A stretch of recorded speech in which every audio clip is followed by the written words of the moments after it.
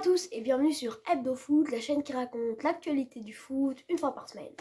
Aujourd'hui, on se retrouve pour l'épisode 5 de la semaine du lundi 28 juin au lundi 5 juillet.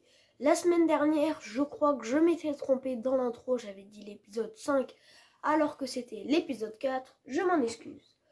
Avant de commencer, n'hésitez pas à liker, à vous abonner, à activer la cloche des notifications pour ne pas rater les prochaines vidéos sur l'actualité footballistique. Et tout de suite, générique!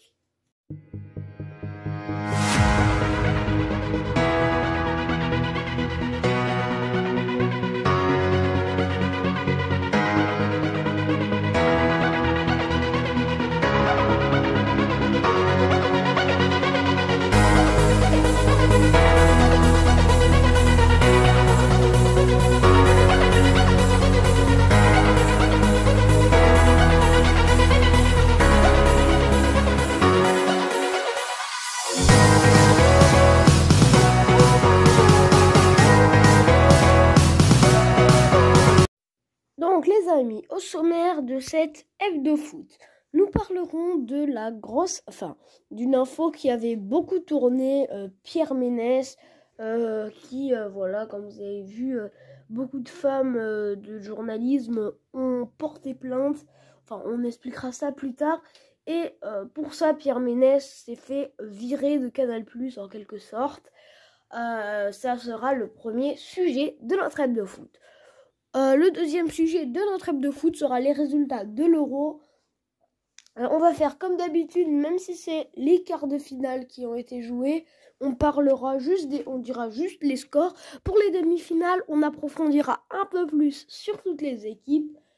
Mais aujourd'hui, j'ai décidé aussi de vous mettre, la semaine dernière, je vous avais dit quelque chose, mais je me suis dit qu'un épisode avec que des infos transferts, ça risquait d'être trop ennuyant.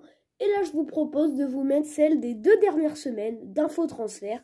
Donc voilà, on se retrouve tout de suite pour le premier sujet.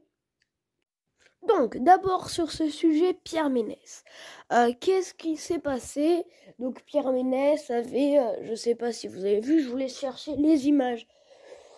Sur Internet, avait une fois embrassé une femme, mais pas de force, mais sur un plateau, hors de la télé, avait soulevé la jupe d'une journaliste. Voilà, une journaliste, Marie Portolano, a fait un reportage dessus. Et il s'est d'abord fait pendant quelques semaines exclure du Canal Football Club, donc où il était sur Canal+. Et s'est fait exclure. Et aujourd'hui, c'est officiel, il s'est fait virer pour les mêmes raisons. Donc, je me demande pourquoi il en passait avant. Voilà. Donc, c'était pour ça. Donc, Pierre Ménès qui s'est fait virer de Canal+. Alors, pas beaucoup de gens aimaient vraiment cette personne.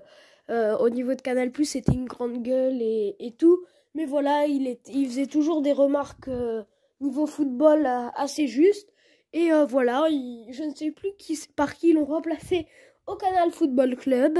Mais voilà, Pierre Ménès et Canal+, c'est terminé. Ensuite, deuxième sujet. On va parler des résultats de l'Euro.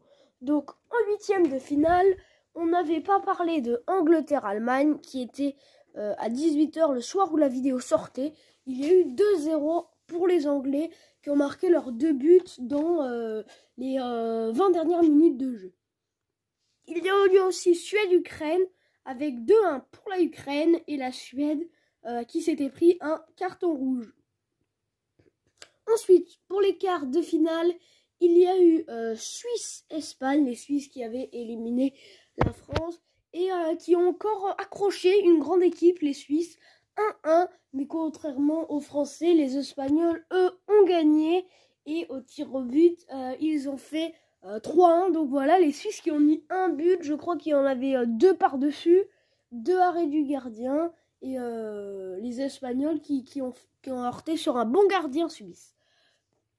Ensuite, il y a eu Belgique-Italie. Donc voilà, moi j'ai été très confiant pour les Belges. Et pourtant, les Italiens m'ont assez surpris. J'avais pas spécialement regardé de match de l'Italie. Et ben voilà, pour moi ça devient des grands favoris, même si c'est tout de même l'Angleterre pour 7 euros. Donc Belgique-Angleterre 2-1. Pardon. Italie-Angleterre 2-1 pour l'Italie. Ensuite, on a eu Danemark-République tchèque avec encore un énorme Dolberg qui vient faire le break. Et je pense que c'est pour ça que la République tchèque a eu du mal à revenir de ça, même s'ils en ont mis un. Mais après, c'est resté solide derrière pour les Danois, qui sont quand même en demi-finale. Ça va être plus compliqué car ils ont chopé l'Angleterre qui a gagné 4-0 contre l'Ukraine. Donc pour moi, les Anglais qui sont les grands favoris, surtout qu'ils ont eu plus de chance sur le tirage, d'après moi, que l'Italie qui a chopé l'Espagne. Même si le Danemark a ses joueurs dans des formes étincelantes, pour moi, l'Espagne est tout de même au-dessus. Donc la demi-finale Italie-Espagne se jouera mardi à 21h et Danemark-Angleterre se jouera mercredi à 21h. La finale se jouera dimanche à 21h et nous, on en parlera dans le prochain Hebdo Foot. Donc, pour les infos transferts, d'abord, nous allons parler d'il y a 2 semaines, je crois, l'ex-patron lillois Gérard Lopez, l'ex-patron du club, bien sûr, a racheté Bordeaux, qui est passé de très peu à la trappe, hein, Bordeaux. Et une semaine plus tard, on apprend que de façon provisoire, Bordeaux est en Ligue 2. Donc voilà, fallait quand même que je vous la dise. William Cyprien, l'ancien niçois, qui était à Parme, est parti et retourne en Ligue 1 pour 8 millions d'euros. Il signe au FC Nantes. Michel Derzakarian remplace Olivier Dalloglio au Stade brestois pour le remplacer tout simplement. Nice, après des semaines de transition, a enfin officialisé l'arrivée de Christophe Galtier pour 4 millions d'euros. A noter aussi que Nice a levé l'option d'achat de Todibo qui se situait aux alentours des 8-9 millions d'euros. Il me semblait bien, mais j'ai pas voulu dire de bêtises, que en fait c'est un échange un peu d'entraîneurs, parce que donc Dalloglio va à Montpellier, qui remplace Derzakarian, qui va au Stade brestois, l'ancien club de Dalloglio.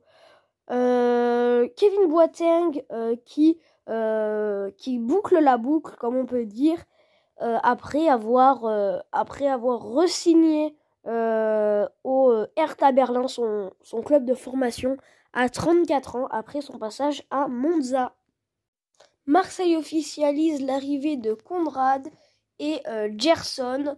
Voilà, le club qui, je crois, a encore fait signer quelqu'un au moment où je parle et je ne sais pas son nom.